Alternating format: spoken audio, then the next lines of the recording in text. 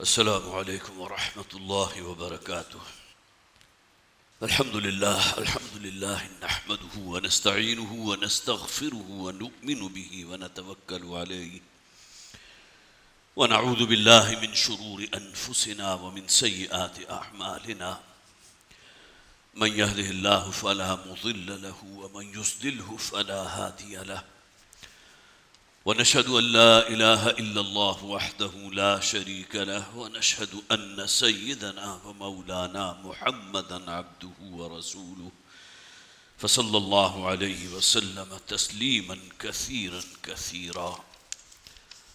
أما بعد، فأعوذ بالله من الشيطان الرجيم. بسم الله الرحمن الرحيم. وإذ ابتلى إبراهيم ربه بكلمات فأتمهن قال إني جاعلك للناس إماما قال ومن ذريتي قال لا ينال عهد الظالمين. صدق الله العظيم. رب اشرح لي صدري ويسر لي أمري واحلل عقدة من لساني يفقهوا قولي. اللهم ألهمنا رشدنا واعصمنا من شرور أنفسنا. آمين يا رب العالمين. حضرات، جو آیت ابھی میں نے آپ کے سامنے تلاوت کی ہے، اسی سے آپ نے اندازہ لگا لیا ہوگا کہ آج کے جو موضوع ہے گفتگو کا وہ اسوہ ابراہیمی ہے، اور خاص طور پر عید الاضحیٰ کا موقع، جس میں قربانی ایک بہت بڑا منسک ہے، شاعر اللہ میں سے ایک بہت بڑا شعیرہ، اور گویا کہ حج کا وہ رکن کہ جسے اللہ تعالیٰ نے اس دھرتی پر بسنے والے ہر مسلمان کے لیے واجب قرار دیا. اور واقعہ یہ ہے کہ اس کی بڑی اہمیت ہے، اور خاص طور پر اس پس منظر میں بھی کہ حضرت ابراہیم علیہ السلام کو اللہ سبحانہ و تعالیٰ نے جو ٹریبیوٹ پیش کیا ہے قرآن حکیم میں، تو کم سے کم یہ کہ اس کی ایک یاد ہم اپنے ذہنوں میں تازہ کریں. جو حضرات ہمارا جو ہفتہ وار درس ہوتا ہے قرآن آڈیٹوریم میں، اس میں شریک ہوتے ہیں، ان کے لیے تو آج کی گفتگو کی بہت سی باتیں ایسی ہوں گی جو ریمائنڈر ہوگا، لیکن مجھے معلوم ہے بس چند افراد ہی ہیں کہ جو اس درس میں شریک ہوتے ہیں. بقیہ اکثر و بیشتر جو حضرات بھی یہاں موجود ہیں، شاید ان کے لیے معاملات یا یہ باتیں جو میں کروں گا نئی ہوں گی. جیسا کہ میں نے عرض کیا، حضرت ابراہیم علیہ السلام کی شخصیت، خاص طور پر قرآن حکیم کی اگر ہم ان آیات کو اپنے پیش نظر رکھیں جس میں اللہ تعالیٰ نے حضرت ابراہیم علیہ السلام کو ٹریبیوٹ پیش کیا، اس میں کوئی شک نہیں ہے کہ تمام انبیاء اور رسول میں سب سے ٹاپ پر ہے محمد رسول اللہ صلی اللہ علیہ وسلم. یہ امت محمد کہ جو اب تا قیام قیامت جاری رہے گی، ان کے لیے جو سند ہیں، جو حجت ہیں، لقد کان لکم فی رسول اللہ اسوۃ حسنہ، قیامت تک آنے والا ہر فرد اگر رہنمائی حاصل کرے گا تو محمد رسول اللہ صلی اللہ علیہ وسلم کی ذات مبارکہ سے، اس میں کوئی شک نہیں. لیکن بہرحال قرآن حکیم میں جزوی فضیلتیں اور بہت سے انبیاء اور رسول کے لیے ہیں. حضرت موسیٰ علیہ السلام، جن سے اللہ تعالیٰ نے کلام فرمایا، ایک امتیازی حیثیت جو اللہ نے انہیں عطا فرمائی. وَكَلَّمَ اللَّهُ مُوسَىٰ تَكْلِيمًا، حضرت موسیٰ سے تو اللہ نے کلام کیا تھا جیسا کہ کلام کیا جاتا ہے، اگرچہ تھا مِن وَرَاءِ حِجَابٍ، ایک آڑ اور ایوٹ کے پیچھے سے کلام کیا ہے، رو در رو کلام نہیں ہوا. اور نبی اکرم صلی اللہ علیہ وسلم کی زندگی کا جو بہت بڑا واقعہ تھا، واقعہ معراج، اس میں بھی یہ اختلاف تاحال موجود ہے کہ حضور صلی اللہ علیہ وسلم نے آیا اللہ تعالیٰ کی ذات بابرکات کا مشاہدہ بھی فرمایا تھا یا نہیں کیا تھا، کہ وہ دیدار رب سے بھی مستفید ہوئے تھے یا نہیں ہوئے تھے. لیکن یہ کہ یہ بات طے ہے، متفق علیہ ہے کہ نبی اکرم صلی اللہ علیہ وسلم کو شب معراج میں بھی دیدار رب سے استفادہ اس کا موقع نہیں ملا. وہ اللہ تعالیٰ نے گویا کہ ایک وہ بہت بڑی نعمت ہے کہ جو انہی لوگوں کے لیے مخصوص کی ہے جو جنت میں پہنچ جائیں گے.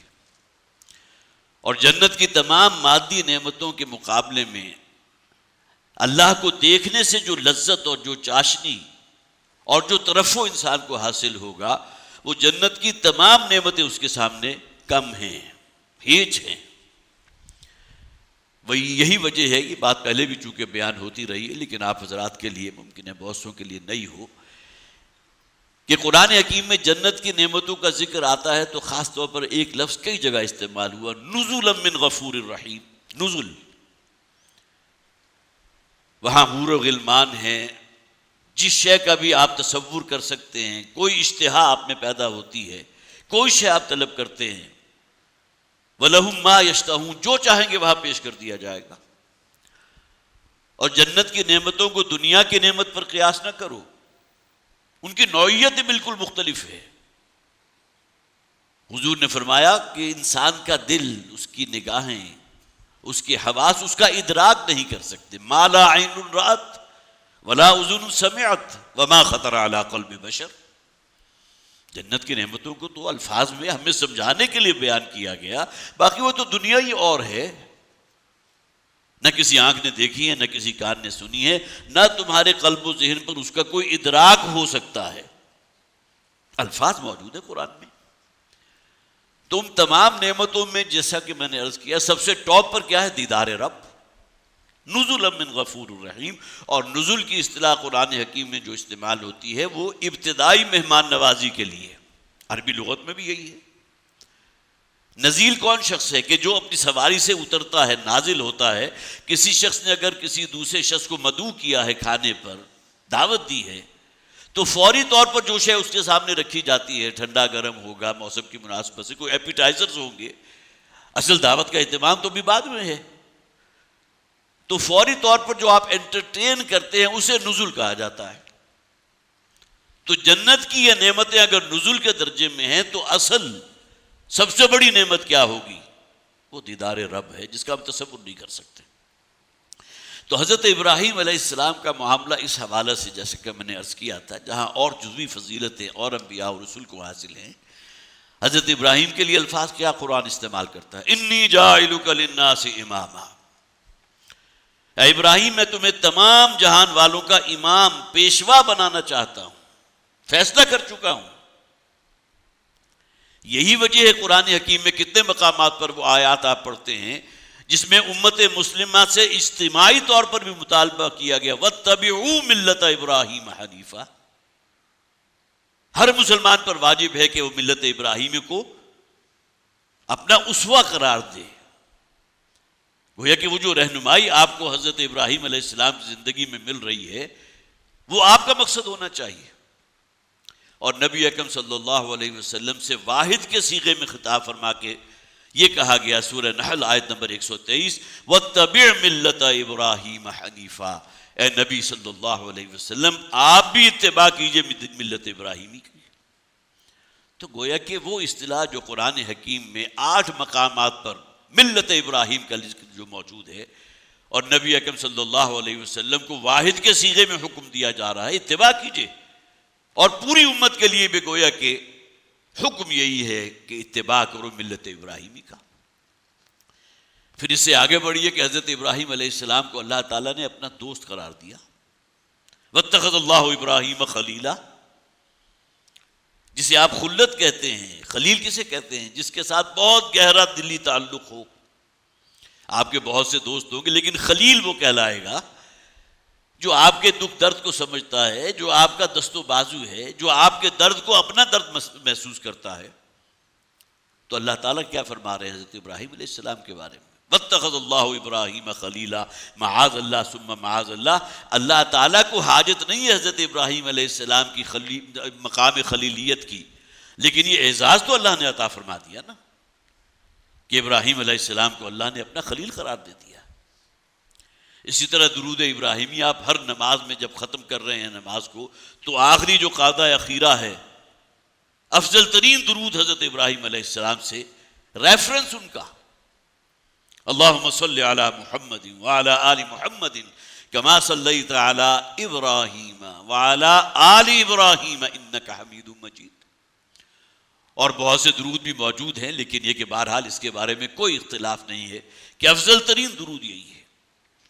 تو یہ تمام باتیں گویا کہ ہماری رہنمائی کر رہی ہیں کہ واقعتاً حضرت ابراہیم علیہ السلام کا اسوہ، اور خاص طور پر اسوے کی اصطلاح کو نوٹ کیجئے، اسوہ حسنہ کی اصطلاح یا اللہ کے رسول محمد صلی اللہ علیہ وسلم کے لیے استعمال ہوئی یا حضرت ابراہیم علیہ السلام کے لیے استعمال ہوئی۔ سورہ احزاب کی تو وہ آیت آپ میں سے بہت سے حضرات جو ہے ان کے ذہن میں موجود ہوگی، لقد کان لکم فی رسول اللہ اسوۃ حسنہ۔ جب بھی حضور صلی اللہ علیہ وسلم کی سیرت کا ذکر ہوگا تو یہ آیت لازماً کوٹ کی جاتی ہے۔ اسوہ حسنہ، مکمل نمونہ، مشعل راہ، محمد رسول اللہ صلی اللہ علیہ وسلم کا اسوہ۔ اور دیکھیے یہی بات سورہ ممتحنہ کی غالباً تیسری آیت میں فرمایا گیا، قد کانت لکم اسوۃ حسنۃ فی ابراہیم۔ اے مسلمانوں، تمہارے لیے ایک مکمل اور بھرپور نمونہ موجود ہے حضرت ابراہیم علیہ السلام کے اسوے میں۔ تو یہ تمام باتیں کس طرف رہنمائی کر رہی ہیں؟ اور خاص طور پر حج کی عبادت کو نوٹ کیجئے، اس کے تو مناسک ہی وہ ہیں کہ جو حضرت ابراہیم علیہ السلام کی زندگی کے مختلف واقعات ہیں جس کے ریفرنس میں آپ ادا کر رہے ہیں۔ وَإِذْ يَرْفَعُ إِبْرَاهِيمُ الْقَوَاعِدَ مِنَ الْبَيْتِ وَإِسْمَاعِيلُ رَبَّنَا تَقَبَّلْ مِنَّا إِنَّكَ أَنْتَ السَّمِيعُ الْعَلِيمُ۔ یاد کرو وہ وقت جب کہ ابراہیم اور اسماعیل یہ دونوں باپ بیٹا بیت اللہ کی دیواروں کی تعمیر کر رہے تھے، اور اس موقع پر مناجات تھی ان کی زبان پر، دعا تھی ان کی زبان پر، ربنا وجعلنا مسلمین لک ومن ذریتنا امۃ مسلمۃ لک۔ اے ہمارے پروردگار، ہم دونوں کو اپنا فرما بردار بندہ بنائے رکھ، اور ہماری ذریت، ہماری اولاد میں وہ امت برپا کی جو امت مسلمہ ہو۔ گویا کہ امت محمد کے لیے یہ نام امت مسلمہ حضرت ابراہیم علیہ السلام کا دیا ہوا نام ہے۔ وَجَعَلْنَا مِن ذُرِّيَّتِنَا أُمَّةً مُسْلِمَةً، ہماری اولاد میں امت مسلمہ برپا کی جو۔ وہ کہ ہمارا ذکر بھی تو موجود ہے حضرت ابراہیم علیہ السلام کی اس دعا کے اندر۔ اور پھر دیکھیے حضرت ابراہیم علیہ السلام کو اللہ تعالیٰ نے جو بیٹا عطا فرمایا تھا، جبکہ حضرت ابراہیم علیہ السلام کی عمر 87 برس، اور جب وہ بیٹا 13 برس کا ہوا پھر اللہ تعالیٰ نے اسے قربان کرنے کا جو حکم دیا، مسلسل 3 راتیں حضرت ابراہیم علیہ السلام نے جو خواب دیکھا، انی ارا فی المنام انی اذبحک فانظر ماذا تری، تو قربانی کا جو منسک ہے وہ بھی حضرت ابراہیم علیہ السلام کی زندگی کا ایک ایونٹ تھا، جسے گویا کہ اللہ تعالیٰ نے وہ دوام عطا فرمایا کہ تا قیام قیامت جو بھی مسلمان ہوگا اس روئے ارضی کے اوپر، وہ کم سے کم حج کے اس منسک کے جو ہے اس کو فالو کرے گا، واجب کے درجے میں ہے۔ اور اس کی اپنی جو ہے قیود ہیں کہ کون شخص ہے کہ جس کے اوپر قربانی واجب ہے۔ یہ معاملات جو ہیں آپ اپنے جو بھی مفتی ہیں ان سے پوچھ سکتے ہیں، لیکن یہ کہ بہرحال یہ تو وہ شے ہے نا کہ جس کے اوپر بالکل اتفاق ہے، مجمع علیہ، کہیں کوئی اختلاف موجود نہیں۔ اسی حج کا ایک منسک تھا کہ جس کو اللہ تعالیٰ نے یہ دوام عطا فرما دیا کہ ہر مسلمان ہر سال یاد مناتا ہے ایک واقعے کی جو حضرت ابراہیم علیہ السلام کی زندگی کا واقعہ ہے۔ صحابہ کرام نے حضور سے سوال کیا تھا، ما هذه الاضاحی یا رسول اللہ، اللہ کے رسول ارشاد فرمائیے یہ جو قربانی ہم کرتے ہیں اس کی حقیقت کیا ہے؟ ایسا نہیں ہے کہ نبی اکرم صلی اللہ علیہ وسلم جب مبعوث ہو گئے تو اس کے بعد حج کی عبادت بھی شروع ہوئی اور قربانی کا جو ہے شعائر اللہ میں سے اس کا بھی اہتمام ہونے لگا۔ نہیں، حضور کی بعثت سے پہلے بھی یہ حج کی عبادت جاری تھی، قربانی بھی ہوتی تھی۔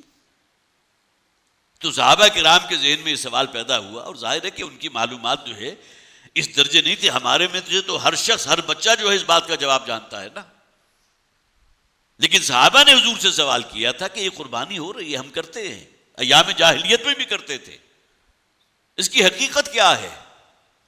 تو حضور نے کیا فرمایا، سنت ابیکم ابراہیم، یہ سنت ہے، یہ حضرت ابراہیم علیہ السلام کی زندگی کے ایک واقعے کی یاد ہے جو منائی جاتی ہے۔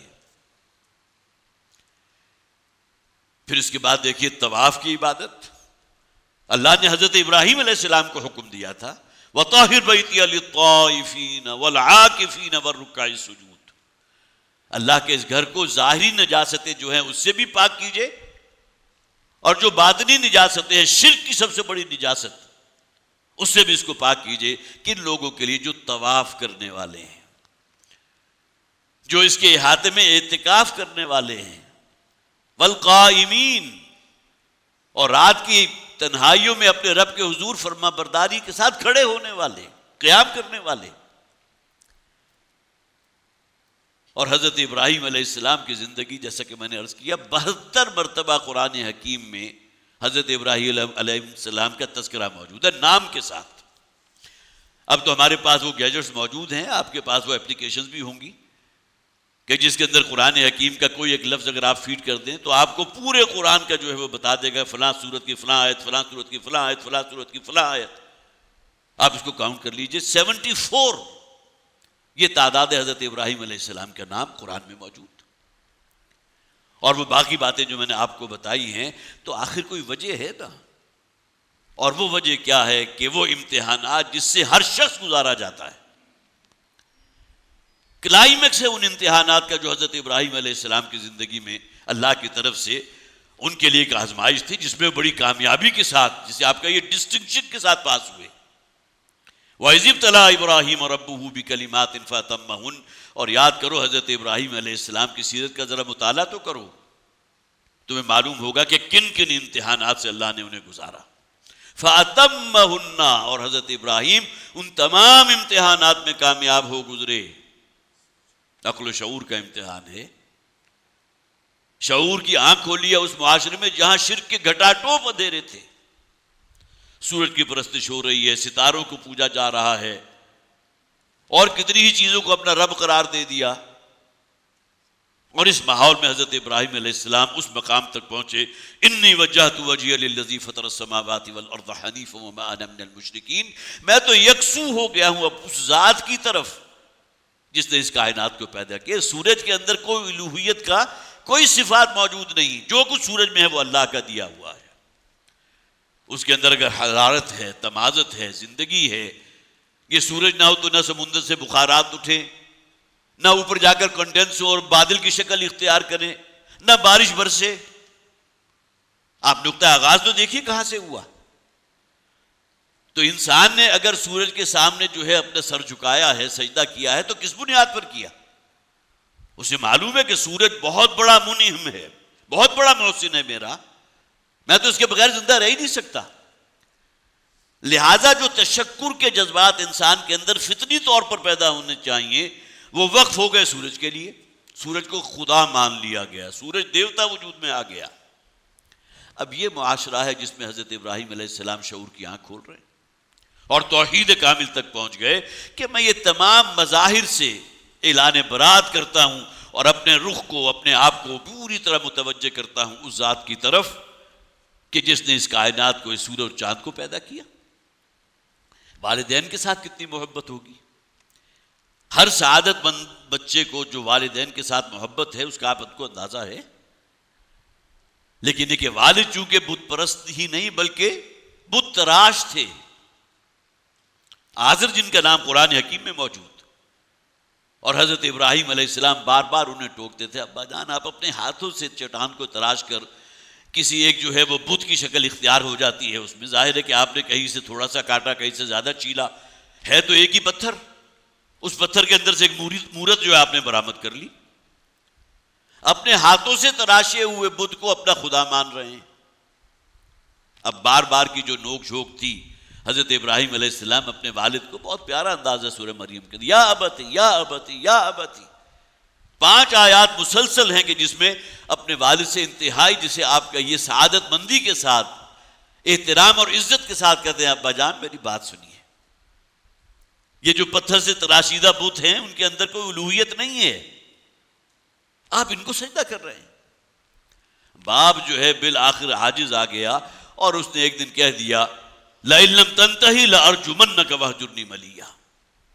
ابراہیم اگر باز نہیں آتے نا اس واضح و نصیحت سے، یہ جو تم مجھے ٹوکتے ہو، تو اب یہ بات معاملہ جو ہے میری برداشت سے باہر ہو رہا ہے، اب اگر تم نے مجھے ٹوکا تو میں تمہیں پتھر مار مار کر سنسار کر دوں گا. رجم کا لفظ قرآن میں، اور قرآن نے اگر لفظ استعمال کیا تو واقعتاً باپ نے یہ کہا ہوگا، لَأَرْجُمَنَّكَ وَاهْجُرْنِي مَلِيًّا. میں تمہیں پتھر مار مار کر ہلاک کر دوں گا اور میری نگاہوں کے سامنے سے دور ہو جاؤ۔ والدین کی محبت ایک امتحان تھا، سرنڈر نہیں کیا اپنے آپ کو ان کے سامنے، بلکہ اللہ تعالیٰ نے جس کام کے لیے ان کو نبی اور رسول بنا کر بھیجا تھا اس مشن میں اسی دھن میں آگے بڑھتے چلے گئے۔ انی مہاجر الی ربی سیادین، اپنے گھر والوں کو، اپنی بستی کو، اپنے محلے کو، اپنی سرزمین کو خیر بات کہا اور فلسطین سے جو ہے وہ روانہ ہو گئے شام کی طرف۔ اور جیسا کہ میں نے عرض کیا تھا، جہاں یہ امتحانات ہیں، اپنی جان کی بھی پرواہ نہیں کی، وہ کام کیا کہ جس کی کم سے کم سزا یہ ہو سکتی تھی کہ کسی شخص کو نہ صرف ہلاک کیا جائے بلکہ اس کے جسم کے ایک ایک ریشے کو اسے الگ کیا جائے۔ وہ بستی جس میں رہائش تھی حضرت ابراہیم علیہ السلام کی، اس بستی کا جو سب سے بڑا معبد تھا، جس کے اندر نامعلوم کتنے بت موجود تھے جو ان کے خدا تھے، موقع کی تلاش میں تھے، اللہ تعالیٰ نے وہ موقع عطا فرما دیا۔ اور کوئی جشن یا تہوار ہوگا کہ جب کہ بستی ان لوگوں سے خالی ہو گئی، کہیں سمندر یا دریا کے کنارے جا کر پوجا پاٹ کرنے لگے، اس موقع کو غنیمت جانا اور جا کر تمام بتوں کا جو ہے وہ انہیں چکنا چور کر دیا سوائے سب سے بڑے بت کے۔ اور اس درجے پلانڈ تھا یہ معاملہ حضرت ابراہیم علیہ السلام کی طرف سے کہ جب وہ آ کر پوچھیں گے، سوال کریں گے نا کہ یہ کس نے کیا، تو میں انہیں کہوں گا یہ سب سے بڑا خدا تمہارا زندہ موجود ہے۔ زندہ سے مراد اس کا تو کوئی بال بھی کا نہیں ہوا نا، وہ تو صحیح سلامت تھا، اس کی تو موٹی موٹی آنکھیں بھی تھی، بڑے مضبوط بازو بھی تھے، لیکن اس نے تو اپنے چھوٹے خداؤں کی کوئی حمایت نہیں کی، کوئی آڑے نہیں آیا، تمام کے تمام چکنا چور ہوئے پڑے۔ نمرود کے دربار میں پیشی کر دی گئی اور اس کے بعد پھر آگ کا بہت بڑا الاؤ روشن کیا گیا۔ اب ظاہر وقت نہیں ہے، بے خطر کود پڑا آتش نمرود میں، عشق عقل ہے محو تماشائے لب بام ابھی۔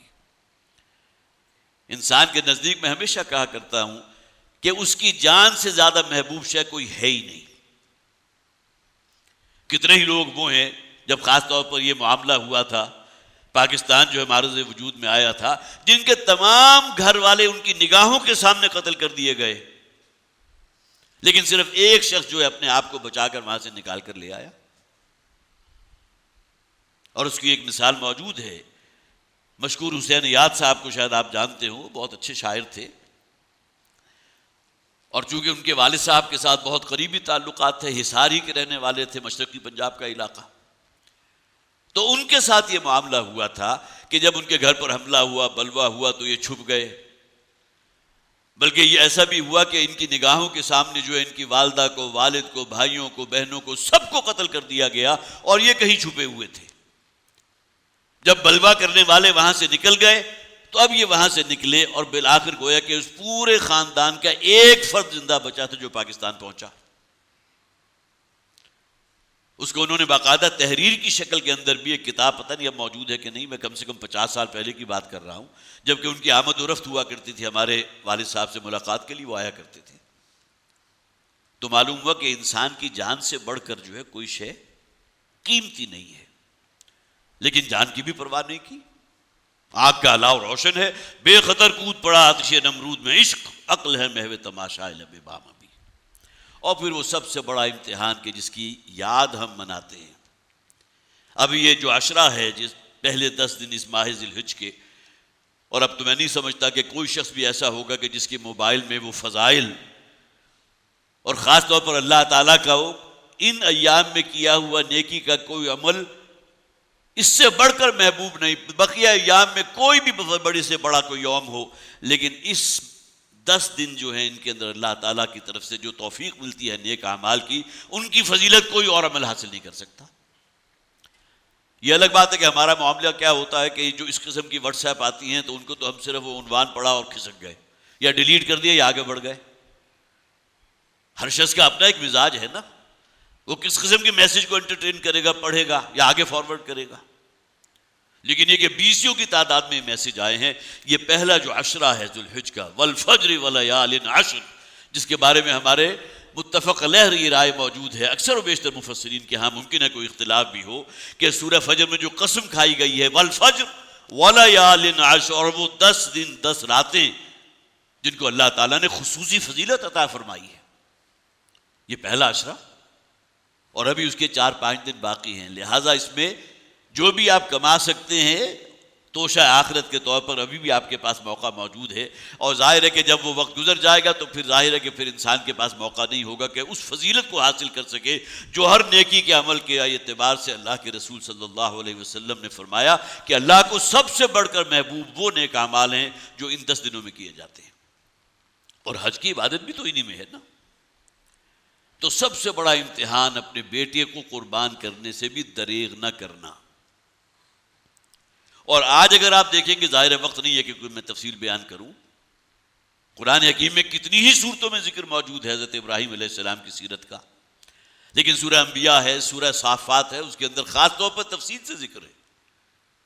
حضرت ابراہیم علیہ السلام نے جب اپنے بیٹے سے کہا انی ارا فی المنام انی اذبحک فانظر ماذا تری، بیٹا میں دیکھ رہا ہوں مسلسل کئی راتیں گزر گئیں، ایک ہی عمل دیکھ رہا ہوں کہ میں تمہیں ذبح کر رہا ہوں، فانظر ماذا تری، تو ذرا مجھے بتاؤ تمہاری رائے کیا ہے۔ بیٹے سے جسے آپ کا یہ پروب کرنا چاہا، بیٹا بھی کس کا تھا؟ ابراہیم کا نا، اسماعیل سما سے ہے، اللہ کا سنا ہوا۔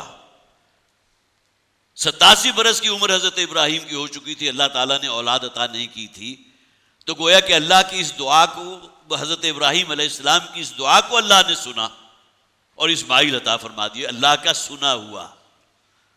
غالباً ہمارے جو سرائی کی ریجن ہے اس کے اندر اللہ ڈوایا کے الفاظ بھی ہوتے ہیں، اللہ سنایا کے الفاظ بھی شاید ہوتے ہیں، کہ کسی شخص کو اللہ تعالیٰ نے بڑھاپے میں اولاد کی ہے تو یہ تو اللہ تعالیٰ نے گویا کہ اس شخص کی فریاد سنی تھی عرش پر اور اسے یہ بیٹا عطا فرما دیا، اللہ سنایا اس کا نام رکھ دیا، اللہ سمایا نام رکھ دیا۔ تو حضرت ابراہیم علیہ السلام سے جب حضرت ابراہیم علیہ السلام نے حضرت اسماعیل سے کہا تو حضرت اسماعیل کا جواب کیا تھا؟ فَافْعَلْ مَا تُؤْمَرْ سَتَجِدُنِي إِن شَاءَ اللَّهُ مِنَ الصَّابِرِينَ۔ اس کا تصور کرتے ہوئے بھی انسان کے اوپر جھرجھری طاری ہوتی ہے۔ ابا جان جو حکم آپ کو دیا جا رہا ہے اس پہ عمل کر گزریے۔ جہاں تک میرا معاملہ اسماعیل کہتے ہیں تو آپ مجھے صبر کرنے والوں میں پائیں گے، سَتَجِدُنِي إِن شَاءَ اللَّهُ مِنَ الصَّابِرِينَ۔ یہ وہ یاد ہے جو ہم مناتے ہیں۔ اللہ کے رسول نے حضرت ابراہیم علیہ السلام نے دریغ نہیں کیا تھا، ورنہ انسان کے اندر کتنی خواہشیں، آرزویں، تمنائیں ہوتی ہیں۔ 100 برس کی عمر جب حضرت ابراہیم علیہ السلام کی، جب اللہ کی طرف سے یہ وحی نازل ہوئی کہ ذبح کرو اپنے بیٹے کو، تو کتنی خواہشات ہوں گی کہ میرا دست و بازو بنا ہوا ہے، خانوادہ نبوت کے پیغام کو آگے بڑھائے گا میری نسل میں، جبکہ دعا کر چکے ہیں حضرت ابراہیم علیہ السلام وَمِن ذُرِّيَّتِنَا أُمَّةً مُسْلِمَةً لَكَ، اور ذریت میں اگر ایک علامت بھی حضرت اسماعیل علیہ السلام کی شکل میں موجود ہے اس کو بھی ذبح کرنے کو تیار۔ اور دعا کیا کی تھی کہ میری ذریت اور میری نسل میں ایک امت مسلمہ برپا کیجو، اور ذریت کا اس وقت واحد نمائندہ کون تھے؟ حضرت اسماعیل علیہ السلام۔ تو کیسی کیسی خواہشات ہوں گی، لیکن یہ کہ اللہ کا حکم سب سے فائق ہے۔ اور اس کو اطلاق کیجئے، جو عام طور پر کہا جاتا ہے نا کہ جب اپنے جانور کی، جس کو آپ قربان کر رہے ہیں، اس کی گردن پر جب چھری چلائیں تو کم سے کم آپ کے اندر جو وہ چیزیں ہیں، حسد ہے، کینہ ہے، دنیا کی محبت ہے، روپے پیسے کی محبت ہے، دنیا میں آگے سے آگے بڑھ جانے کی ایک طلب ہے، مسابقت ہے، کم سے کم ان کو تو ذبح کریں۔ وہ تو علامت ہے نا کہ جو آپ نے اس جانور کو ذبح کیا، اصلاً مقصود کیا ہے؟ سب سے بڑا جسے آپ کہیے کہ برائی کی طرف ترغیب دینے والا ہمارا اپنا نفس، ان نفسانی خواہشات کو کنٹرول کیجئے، انہیں ذبح کیجئے۔ روپیہ پیسہ کسے پسند نہیں ہوتا؟ حرام ذریعے سے حاصل ہوگا تو آئے گا تو آپ کے پاس نا۔ کس کے اندر محبت موجود نہیں روپے پیسے کی، دولت کی؟ زُيِّنَ لِلنَّاسِ حُبُّ الشَّهَوَاتِ مِنَ النِّسَاءِ وَالْبَنِينَ وَالْقَنَاطِيرِ الْمُقَنطَرَةِ مِنَ الذَّهَبِ وَالْفِضَّةِ وَالْخَيْلِ الْمُسَوَّمَةِ وَالْأَنْعَامِ وَالْحَرْثِ۔ یہ سونے چاندی کی محبت ہے، یہ کھیت کھلیان کی محبت ہے، یہ کاروبار ہے، یہ تجارت ہے، روپیہ پیسہ ہے، سٹیٹس ہے، یہ تمام محبتیں موجود ہیں۔ لیکن سب سے بڑھ کر محبت اللہ کی، اللہ کے حکم کی، اللہ کے فرما برداری کی۔ تو یہ لیسن ہے کہ جو ہمیں سیکھنا چاہیے اس موقع کی مناسبت سے۔ صرف وہ جانور اللہ کی، وہ بدنا ہو، بڑا جانور ہو جس میں 7 حصے لگتے ہیں، بکرا ہو، بھیڑ ہو، کوئی بھی ہو، لیکن یہ کہ ذرا اس وقت جو ہے اللہ اکبر جو آپ کے زبان پر الفاظ آتے ہیں، بسم اللہ اللہ اکبر، اللہ سب سے بڑا ہے، لیکن اگر ہمارا نفس اللہ سے بھی بڑھ گیا اور اللہ کی حرام کی ہوئی شے کو اپنے لیے ہم نے حلال قرار دے دیا تو نفس بڑا ہوا یا اللہ بڑا ہوا؟ نفس بڑا ہوا۔ اللہ تعالیٰ ہمیں توفیق عطا فرمائے۔ خاص طور پر جیسا کہ میں نے عرض کیا تھا، حضرت ابراہیم علیہ السلام کی زندگی میں جو ہمارے لیے سبق ہے، قربانی قربانی قربانی، اور اللہ کے لیے فرما برداری اس درجے کی کہ حضرت اسماعیل علیہ السلام کو بھی اللہ کے رستے میں ذبح کرنے سے وہ دریغ نہیں کر رہے۔ بارک اللہ لی ولکم فی القرآن العظیم ونفعنی وایاکم بالآیات والذکر الحکیم۔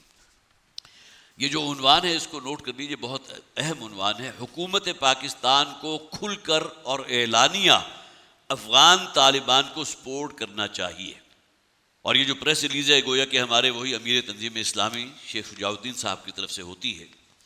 انہوں نے کہا کہ واقعہ یہ ہے کہ افغان طالبان نے 20 سال استعماری قوتوں کا بھرپور مقابلہ کیا اور انہیں افغانستان سے باہر نکلنے پر مجبور کر دیا۔ جس طرح جیسے آپ کا یہ لنگوٹی ہے وہ سنبھال کر وہاں سے امریکہ صاحب بہادر جو ہیں وہاں سے رخصت ہو رہے ہیں، اور ان کے ناکو چنے جو انہوں نے چبوائے ہیں، اور وہ نہتے طالبین کے جن کے پاس کچھ نہیں تھا، کہاں امریکن فورسز، نوٹیکو فورسز، ان کے پاس جدید ترین اسلحہ، لیکن اس کے باوجود ان کے ساتھ جو بیتی ہے تو گویا کہ وہی بات ہوئی نا کہ اللہ تعالیٰ کی تائید اور مدد جسے حاصل ہوتی ہے اس کا مقابلہ پھر کوئی نہیں کر سکتا۔ یوم بدر کو اگر اپنے ذہن میں لائیں گے تو کوئی نسبت و تناسب تھی نہیں، کہاں 313، کہاں 1000، کہاں گنتی کی 7 تلواریں، کہاں وہ 1000 پوری طرح مسلح، جس میں کتنے ہی جو ہے گھوڑے موجود تھے۔ یہاں گنتی کے کل 5 یا 7 گھوڑے تھے، اس لیے کہ نبی اکرم صلی اللہ علیہ وسلم تو مدینہ سے نکلے تھے تو جنگ کا تو ارادہ ہی نہیں تھا۔ آپ کو تو گویا کہ وہ قافلہ جو ابو سفیان لے کر جا رہے تھے اس کا رستہ روکنا چاہتے تھے تاکہ اپنی موجودگی کا احساس دلا سکے کہ ایسا نہیں ہے کہ محمد اگر مکہ سے نکلے ہیں اور یہاں مدینہ میں موجود ہیں صلی اللہ علیہ وسلم تو اب انہیں کھل کھیلنے کا موقع مل جائے، نہیں۔ اس لیے کہ آپ کے پیش نظر کیا تھا؟ وہ انقلاب جو نبی اکرم صلی اللہ علیہ وسلم کی زندگی میں پورے جزیرہ نما عرب پر اللہ کے دین کا غلبہ ہوا یا نہیں ہوا۔ تو جہاں اللہ کی تائید اور نصرت حاصل ہوتی ہے وہاں آپ کی کیلکولیشنز ختم ہو جاتی ہیں۔ یہی معاملہ افغان طالبان کا ہے۔ امریکہ جیسی سپریم پاور کو جو ہے جہاں جس طرح بے عزت ہو کر وہاں سے نکلنا پڑ رہا ہے، اور جس طرح اپنا جو ہے وہ کوئی عزت بچی کچی ہے اسے بچا کر وہاں سے نکل رہے ہیں، اس سے بڑا اور کیا ہمیں جسے آپ کا یہ معجزات درکار ہے۔ تو گویا کہ اب انہیں پورا موقع ملنا چاہیے کہ وہ اپنا نظام خود طے کریں، وہ اسلام جس کے وہ علم بردار ہیں۔ یہ الگ بات ہے کہ جو ماضی ہے اس کے اندر کچھ بہرحال ہوتا رہا، لیکن وقت نے انہیں بہت کچھ سکھا دیا ہے۔ اس لیے کہ آپ حضرات کے بھی علم میں ہے کہ جب رشیا وہاں سے یا جو سوویت یونین جب وہاں سے نکلی تھی تو اس کے بعد باہمی خانہ جنگی بھی ان کی ہوئی تھی، لیکن یہ کہ اللہ کرے گا انشاءاللہ کہ ابھی اس موقع پر چونکہ آخر پچھلی جو بھی واقعات ہوئے اس سے سبق بھی حاصل کیا جاتا ہے، تو اب انہیں پورا موقع ملنا چاہیے۔ اب کسی قسم کی کوئی بیرونی مداخلت جو ہے وہ گویا کہ پھر وہاں وہی معاملہ کر دے گی جو اس سے پہلے ہوتا رہا۔ اب انہیں پورا فری ہینڈ ملنا چاہیے کہ وہ اپنے بارے میں آزادانہ، اس میں ہمارا جو مملکت پاک خدا داد پاکستان ہے وہ جتنا بھی تعاون ان کے ساتھ کر سکے، جتنا آگے بڑھ کر انہیں ہیلپ آؤٹ کر سکے۔ تو اس طرف صرف پڑھ لیجئے، افغان طالبان نے 20 سال استعماری قوتوں کا بھرپور مقابلہ کیا اور انہیں افغانستان سے باہر نکلنے پر مجبور کر دیا۔ اب افغان طالبان کا حق ہے کہ وہ اس افغانستان میں اقتدار سنبھالیں اور جس اسلامی نظام کے لیے وہ 20 سال سے جد و جہد کر رہے تھے اسے مکمل طور پر وہاں نافذ کریں۔ اور سیکولر سے سیکولر شخص بھی اس بات کو تسلیم کرتا ہے کہ جتنا عرصہ وہاں کوئی امن کی حکومت رہی ہے وہاں سے ہر قسم کی منشیات جو ہے ان کا قلقامہ ہو چکا تھا، اس درجے امن تھا کہ جس کا افغانستان کی سرزمین میں تصور نہیں کیا جا سکتا۔ اس لیے کہ اللہ تعالیٰ کی حدود میں سے کسی ایک حد کو اگر آپ قائم اور نافذ کر دیں گے تو اس کے نتیجے میں جو برکتیں ہوں گی، جو اس کا ظہور ہوگا، قرآن حکیم اس کے لیے سب سے بڑی گواہی ہے۔ لَأَكَلُوا مِن فَوْقِهِمْ وَمِن تَحْتِ أَرْجُلِهِمْ، اوپر سے بھی اللہ تعالیٰ کی رحمتوں کی بارش ہوگی اور زمین بھی اپنے خزانے اگلے گی، زمین بھی اپنے خزانوں سمیت انہیں اپنے آپ کے حوالے کر دے گی۔ حقیقت یہ ہے کہ افغانستان کا مسئلہ اس وقت تک حل نہیں ہوگا جب تک بیرونی قوتیں اس مسئلے سے مکمل طور پر لا تعلق نہ ہو جائیں۔ اب بھی اگر کہیں جو ان کا کوئی اثر و رسوخ اور دخل اندازی جاری رہی تو معاملہ پھر بگڑ سکتا ہے، اور افغانیوں کو پورا موقع دیا جانا چاہیے کہ وہ اپنا مسئلہ خود حل کریں۔ امیر تنظیم میں خاص طور پر ترکی کے صدر طیب اردوغان کو بھی یہ پیغام دیا ہے کہ وہ کابل ایئرپورٹ کے تحفظ کی آڑ میں امریکہ کے ساتھ کسی قسم کا کوئی تعاون نہ کرے۔ اب گویا کہ امریکہ جو ہے نا اپنی دانش مندی وہاں بھی کوئی جھوڑنا چاہ رہا ہے کہ کابل کی حد تک جو ہے اقتدار جو ہے وہ فوج کی جو ہمارے ترک کی جو فوج ہے ان کے پاس اختیار آ جائے، اور انہوں نے اپنا اندیا بھی ظاہر کر دیا، لیکن یہ بھی ایک بہت بڑی غلطی ہوگی، اس لیے کہ یہاں پھر گویا کہ پس پردہ جو منشا ہے، یہ جنڈا کس کا ہے، وہ اسی امریکہ کا ہے جس کے مشورے پر یہ کیا جائے گا، لہٰذا کسی قسم کا کوئی تعاون نہیں ہونا چاہیے۔ اور انہوں نے کہا کہ حکومت پاکستان کو چاہیے کہ وہ 2001 میں امریکہ اور نیٹو سے کیے جانے والے معاہدوں کو یکسر ختم کر دے اور افغان طالبان کی فتح کو کھلے دل سے قبول کرے۔ بارک اللہ لی ولکم فی القرآن العظیم ونفعنی وإیاکم بالآیات والذکر الحکیم